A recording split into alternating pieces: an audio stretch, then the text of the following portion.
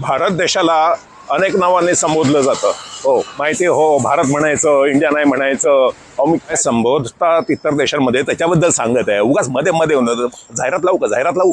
आता तुम्ही म्हणाल भारत खंड म्हणतात, भारतवर्ष म्हणतात, काय जम्बूद्वीप मी प्रचलित शब्दांबद्दल म्हणत आहे. प्रचलित शब्दांपैकी, प्रचलित नावांपैकी 3 नावं आहेत.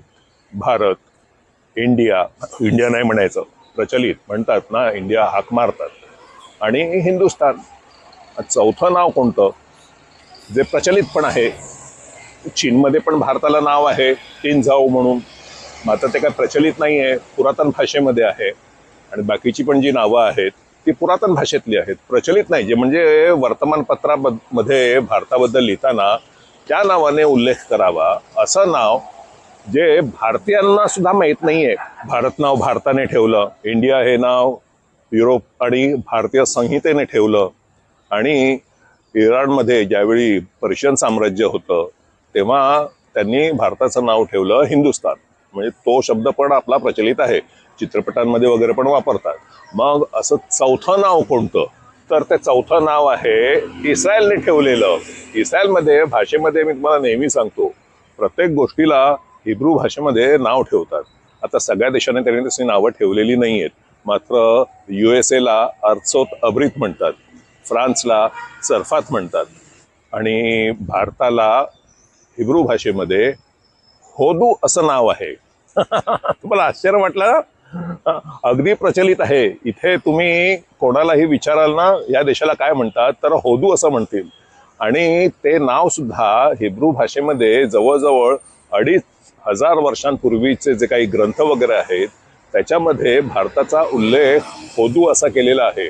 आणि आज सुद्धा कुठेही भारताचा उल्लेख वर्तमानपत्रामध्ये, बातम्यांमध्ये, एकमेकांची बोलण्यामध्ये भारत किंवा इंडिया असा होत नाही, तर होदू म्हणून होतो. मला पण इथे जेव्हा मी नवीन आलो होतो तेव्हा मला फार आश्चर्य वाटलं होतं.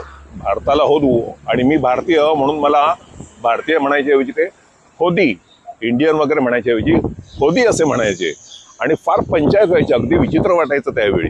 म्हणजे मी भारतातला म्हणजे होदू आणि मी भारतीय म्हणजे होदी. आता एकदा तिथे नवीन असताना जिथे शवारमा खायला गेलो तिथे झाली पंचायत.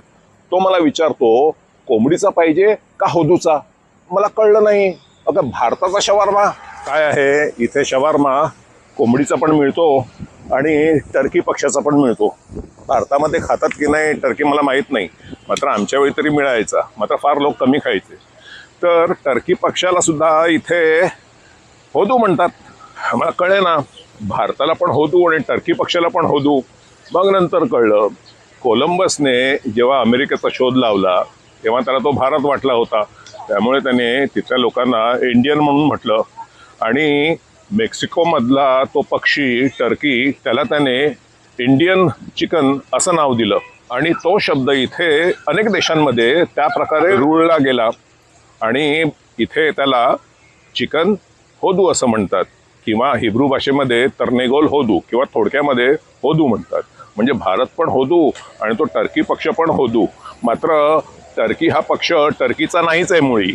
युरोपमधून व्यापार करणारी माणसं जेव्हा इंग्लंडमध्ये गेली आणि त्यांनी तिथनं टर्कीसारखा दिसणारा पक्षी इंग्लंडमध्ये आणला, आणि त्यामुळे त्या पक्षाला टर्की असं नाव पडलं. आता कोंबडीचा उगम मात्र भारतामध्ये झाला, माहिती आहे काय?